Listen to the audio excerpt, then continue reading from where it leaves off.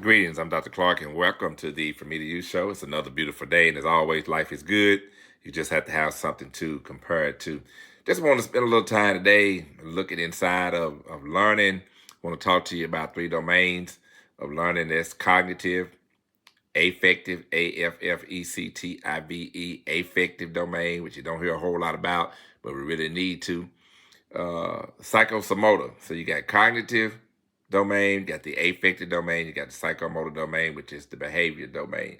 And there are a variety of methods that we can engage in looking at these learning domains, but I just wanted to give you an overview, give you a few tools that help you with your child in their learning process, and it'll also help you understand, give you some insight into learning, all right? And I want this to be effective for you, so I'm going to keep it real short. And my primary purpose is to engage the learner. That's it, to engage the learner, including the adult learner, all right? So keep that in mind.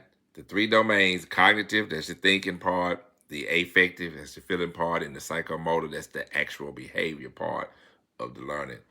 And as we look at this, let me ask a question. What factors impact adult learning and learning in children, and why? What factors impact adult learning and learning in children, and why? Okay, just across the board. What factors impact learning? To answer that, that's what we're looking at today. Cognitive learning, affective learning, and psychomotor are behavioral learning. You can use that in there. That'll be just fine. The cognitive learning domain involves intellect, the understanding of information, and how that develops through application on a scale that increases from basic recall to complex evaluation and creation. That's the cognitive part of this, the thinking self.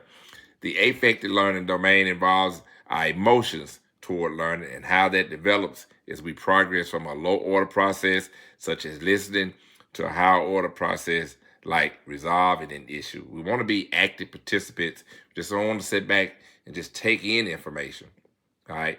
But we want to actively engage in it, get involved in it, get involved in the learning. The psychomotor learning domain involves our physicality and how that develops from basic motor skills to our actual performance. And how do the domains of learning impact us?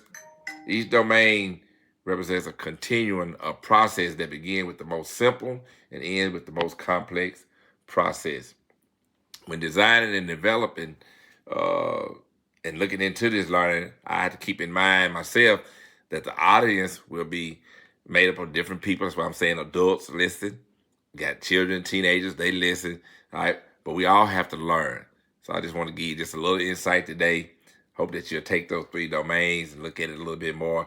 Hope that'll give you some opportunity to engage in your learning process.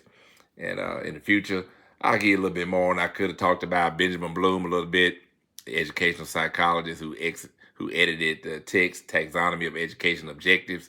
Ask your students, your children about it. They can tell you about it up there on top of it.